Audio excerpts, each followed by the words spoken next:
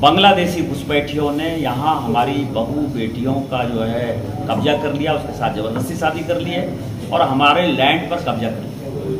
और ये मुद्दा संथाल प्रणाली का सबसे प्रभावी मुद्दा है। दूसरा, बेरोजगारी जो है एक बड़ा मुद्दा है। कई एक लोग कहते हैं कि मैया योजना हो गया, मैया योजना हो गया। मुख्यमंत्री हेमंत सोरेन ने ये कोई पहली योजना नहीं शुरू की। हम गोड्डा शहर में मनरेगा की तरह ही उन्होंने घोषणा किया और सभी का ऐड है, आप केवल गूगल देखिए कि शहरी मजदूरों को भी हम मनरेगा की तरह पैसा देंगे मजदूरों को। वो योजना 3 महीने में बंद हो गई कि नहीं हो गई? पेट्रोल डीजल सब्सिडी की योजना उन्होंने चालू की, ये योजना बंद हो गई कि नहीं हो गई? माननीय रघुवर दास जी के समय जो किसान सम्मान योजना चलती थी, 5-5 हजार रुपया हम देते थे पर एकड़, 25,000 तक देते थे हम किसानों को, वो योजना बंद हो गई कि नहीं हो गई? तो जब सारी योजना वो चालू करते हैं और बंद हो जाता है तो आपको लगता है कि वो मैया योजना चालू कर पाएंगे? मैया योजना नहीं, गोगो दीदी योजना, ये आम जनता को लगता है और इसी के कारण जो है उनकी समस्या है। इसी कारण से जोर जोर से वो चिल्ला रहे हैं मैया मैया मैया। मैया से कुछ नहीं होना।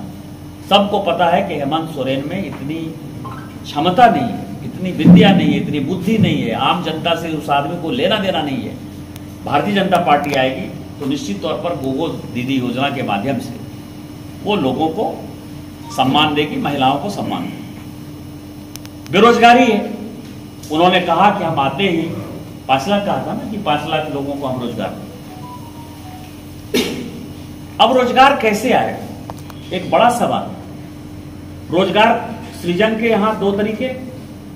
एक तरीका है कि झारखंड पब्लिक सर्विस कमीशन से बच्चों को रोजगार देंगे।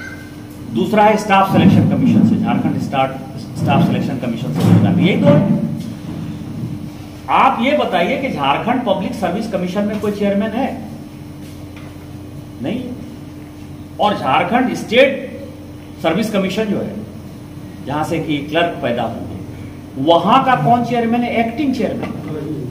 वो आदमी वित्त विभाग का भी सचिव है प्रशांत कुमार, वो आदमी इरिगेशन विभाग का भी सचिव है प्रशांत कुमार, और वही स्टाफ सिलेक्शन कमीशन का भी है चेयरमैन। तो आपको लगता है कि ये सरकार जो है रोजगार दे सकती है? तो बेरोजगारी एक बड़ा मुद्दा है। इन सारे मुद्दों के ऊपर पूरे राज्य में भारतीय जनता पार्टी की जबरदस्त लहर चल रही है।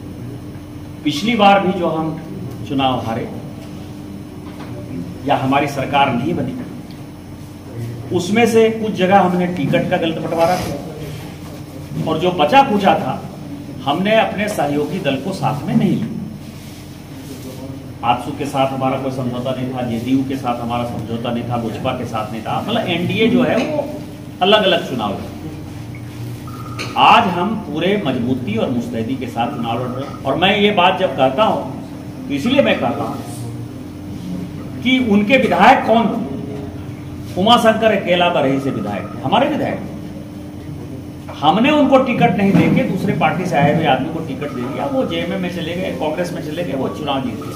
बैद्यनाथ राम जी हमारे विधायक, हमारे मंत्री थे, हमने उनको टिकट नहीं दिया, दूसरे दल के आए हुए आदमी को हमने टिकट दिया, प्रकाश राम को, बैद्यनाथ जी जीत गए। समीर मोहंती हमारे पार्टी में थे, बारागुड़ा। अमित यादव जी हमारे पार्टी में थे, सरयू राय जी हमारे पार्टी में थे। तो इस तरह के टिकट जो हमारे उम्मीदवार थे वो दूसरे पार्टी में चले गए, जीत गए। इस बार हमने टिकट का बंटवारा अच्छा से किया। आज जहां गठबंधन में समस्या है, वो गठबंधन में, इंडी गठबंधन में समस्या है कि कांग्रेस और आरजेडी कई एक जगह एक दूसरे से लड़ रही है, माले और जेएमएम जो है कई एक जगह एक दूसरे से लड़ रही है। तो उनका गठबंधन जो है बिखराव पर है, हमारा गठबंधन यूनाइटेड चुनाव लड़ रहा है और इस आधार पर हम कम से कम 2/3 बहुमत से जीतेंगे। और जहां तक गोड्डा का है, गोड्डा की ये तीनों विधानसभा जो काम किया है माननीय विधायक अमित मंडल जी ने, वो आसपास के क्षेत्रों में भी इसका असर डाल रहा है। महागामा के भी लोग सोचते हैं कि काश भारतीय जनता पार्टी का विधायक होता। पुड़ैया हाट भी त्रस्त है।